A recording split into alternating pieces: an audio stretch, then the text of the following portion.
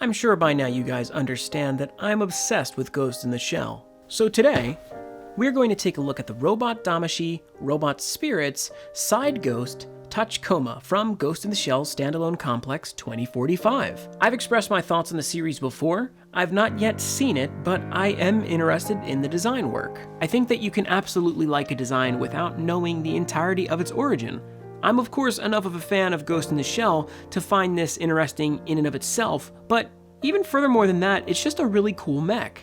I also mentioned before how Ilya Kushevnov designed some awesome stuff for Ghost in the Shell 2045, so that further intrigued me in the series. Whether you like big mechanized spiders or just mechs in general, this will surely scratch an itch for any cyberpunk fan. As we can see from this box, there's a lot to go over, so let's not waste any time.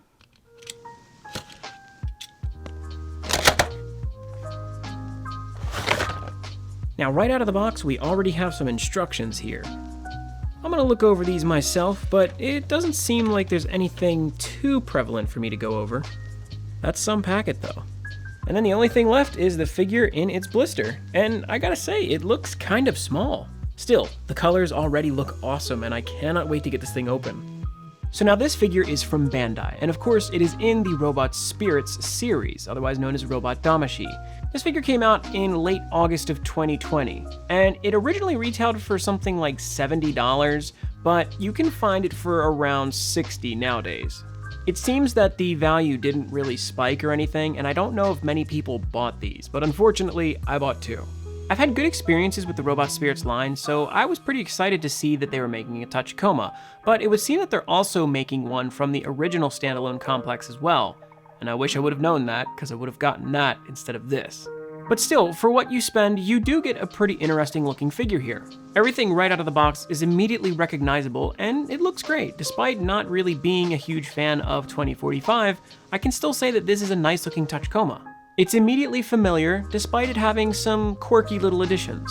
Now, if you pose it casually like this, just standing on all fours, if you measure from the furthest point in the back to the front, you'll get about 5 to 5.5 inches, I'd say. It's unfortunately not the largest figure, and I say unfortunate because I am getting the Figma of Motoko from 2045, but I don't think it'll scale well with this. She's supposed to fit in that back chassis there, so I don't know if that's happening. Now, height-wise, on all fours, this thing is just about 3.5 inches tall, which is, again, not very large. One thing that I've seen people criticize about the Robot Spirits line is that the scale is kind of out of whack, and I'll agree, this one is a little strange, but it's not too far off. They couldn't make this thing massive. I'd say it's along the same scale as many of their other figures, so I'm not too disappointed here. The colors are great. The first thing that's so noticeable is just how blue this thing is. This isn't just like a simple faded blue or even just a nice dark blue. This is like an electric blue. When you see it in person, this thing just has so much color, and that's something that I've really come to appreciate from the Robot Spirits line. We got about the same from the recent Evangelion figures as well. Those were super colorful, and I actually really liked that about them. And all of the accents of either black or white or gray look amazing casted upon that lively blue color that's all over the Tachikoma. There is nothing in regards to shading here. There is no shading on this thing whatsoever, and that can be a little weird looking in some spots, but it doesn't throw it off too much, though I will say that there is some serious detail needed in some of the guns. The little turrets on the back don't really have any darkness inside of the actual folds of the machinery, or even inside the barrel of the guns, so that's kind of a pain in the butt. So seeing as this is a posable figure, let's go ahead and take a look at that articulation, because it has quite a bit. I've been playing with this for some time, and I've come to really enjoy the way that it moves. When it comes to something like a quadruped, it's pretty tricky because you have to be able to balance this thing while also making it posable too, because if you can move the joints but not really put it in any poses, it seems kind of pointless. But I will say that Bandai's done a great job here in making this thing work really well. Now, a bulk of the articulation is in these legs here, and since it has 4 of them, there would need to be quite a bit to get this thing to work out, and I will say that there is quite a lot of articulation here. The first joint that we'll see is actually a hinge here, which is on a swivel already, and then it can be moved side to side. Now, this allows it to move quite a bit, but the other stuff that it has is what really helps it shine. You can also spin it right here as well, so connecting from both sides has a swivel, but here at the knee there's quite a bit of articulation as well, thanks to this being a hinge on a swivelable ball. Now that allows it to pinch up so that you can stand it, or you can lay it out so that you can then make it go into the car mode. One really awesome thing is that this shell can be moved around. It can be swiveled independently, which is great because then you always get a good viewing angle of the legs. Furthermore, down at the bottom, we have this piece here, which houses the actual ball joint that the foot is on. Now, the foot can move around just as it needs to, pretty freely. They do come off rather easily, but that's just so that you can swap them to wheels.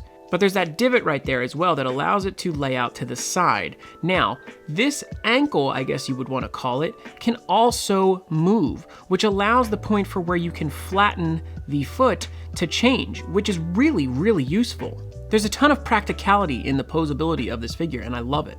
The cockpit on the back can move around as well. It is on a swivel, but also there is a hinge inside of here, which allows it to go up and down. I'm not quite sure how necessary this is, but it is appreciated to have that moving part. The turrets on the side are movable. You can twist them on a little bit of a peg, and that's pretty much all you need.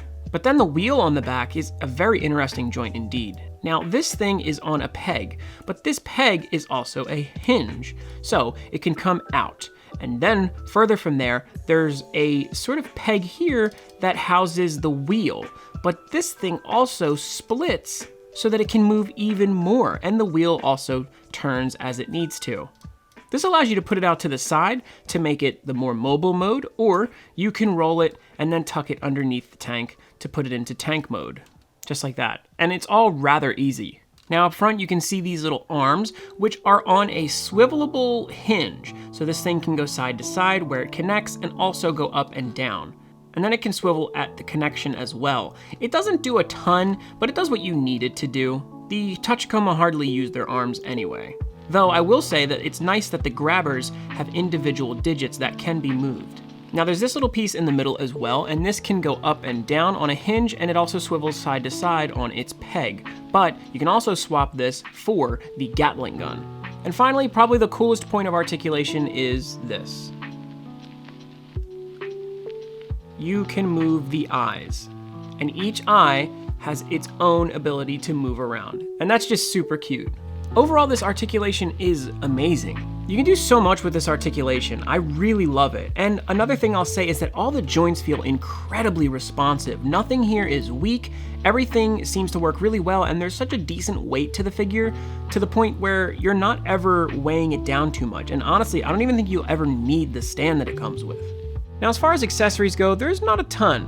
If you look at the front here, you'll see that there's two different types of hands, and these little pieces are actually individually posable, so each finger can be moved around, which is nice.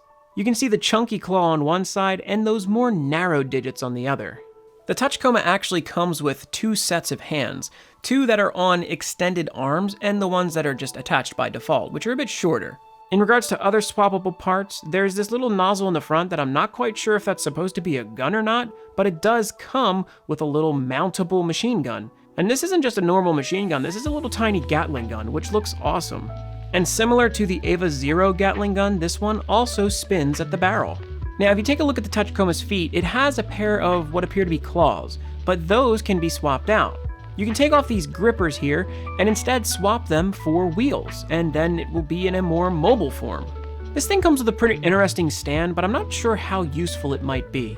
It's certainly different, and I think for something that is typically supported by its own legs, this won't be too necessary, but it could potentially be helpful in some scenarios. And the final accessory are these terrible looking acrylic monoliths. Look, something like this they really didn't have to include because it just adds an air of cheapness to the set.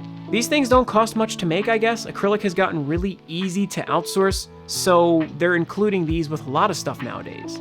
So if you want a Crown Chan pin, make sure to hit up my Etsy. It's Motoko Kusanagi and Bato, and while they do look like their counterparts from the show, these are just dumb. They're not even aligned with the bottom of the acrylic, so they're just kind of floating. And on the box, it just kind of shows them next to the figure, which just looks stupid. I would never display this with this figure. And again, they didn't have to include this because the Tachikoma was fine on its own.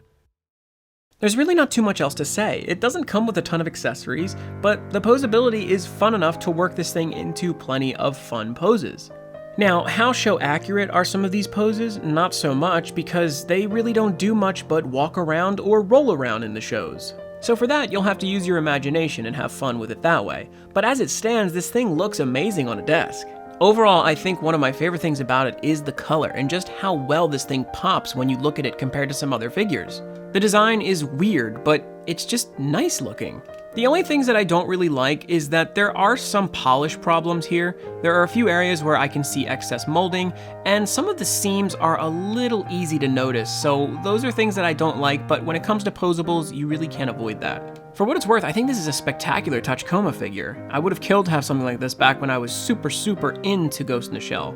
It's not that I'm not now, but I'm just saying that, man, this came really far into my collection. I definitely don't regret buying this thing. It's really fun, and it looks awesome. So if you're a fan of Ghost in the Shell, I would absolutely recommend buying this, and they're fairly easy to come by. As far as a rating goes, well, I'm not too mad about anything. I do like the way this thing looks, and overall, I just had a lot of fun playing with it.